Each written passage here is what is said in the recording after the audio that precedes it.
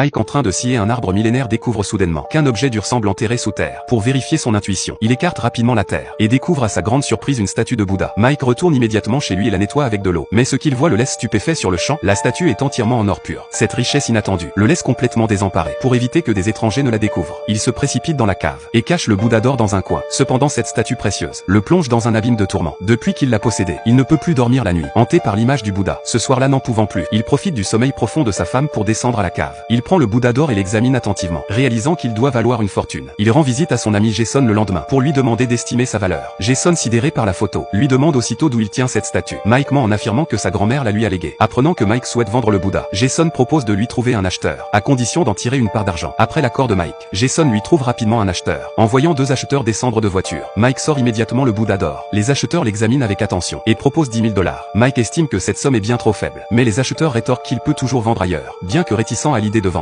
La situation financière de Mike est précaire, et les frais de scolarité de ses deux enfants pèsent lourd. Il finit par accepter l'offre. Ainsi Mike rentre chez lui avec 30 000 $ en liquide, et déverse les billets sur le canapé. Sa femme et ses filles n'en croient pas leurs yeux. Interrogé sur l'origine de cet argent, Mike raconte toute l'histoire, et demande à sa famille de garder le secret. Dès lors, grâce à cet argent, Mike se tient plus droit, un sourire flottant fréquemment sur son visage, pour aller chercher son fils aîné en vacances. Il achète même une voiture, et prévoit des vacances en famille. Cependant, à sa grande surprise, les 10 000 $ sont dépensés en un rien de temps. En quelques jours, la somme est presque épuisée. Sa femme lui conseille de dépenser plus prudemment, mais Mike n'y prête guère attention, convaincu que l'arbre millénaire cache bien d'autres trésors. Dès le lendemain matin, il prépare de nouveaux outils pour creuser. C'est alors que Jason lui rend visite. Ayant également dépensé tout son argent, Jason soupçonne Mike d'avoir découvert une source de trésor. Il propose à Mike de s'associer avec lui. Agacé, Mike l'évite avec quelques paroles vagues, et tente de le congédier. Mais Jason n'est pas dupe, et décide de revenir chaque jour, pour observer ses agissements. Exaspéré, Mike explose de colère, et chasse Jason sans ménagement. Cette altercation pousse Mike à ne plus scier l'arbre ouvertement. Il achète plutôt des planches de bois, et envisage de creuser un tunnel depuis sa cave vers l'arbre, afin de continuer ses recherches discrètement. Mais cette méthode lui permettra-t-elle vraiment de trouver le trésor?